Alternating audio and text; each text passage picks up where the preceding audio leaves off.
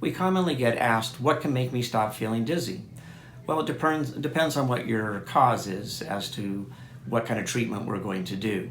So obviously if you have Bppv, which are little crystals that break free in the inner ear, we have to determine which canal they are in. So they could be in the side canal, top canal, or in the back canal, and we do a maneuver to put them back to where they came from.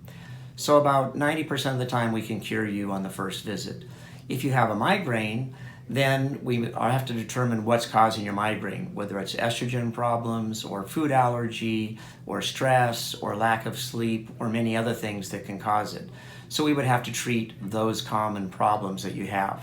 Other things that can make you dizzy would be diabetes and other types of cardiovascular problems and high blood pressure. So we have to test for those and then treat those as well.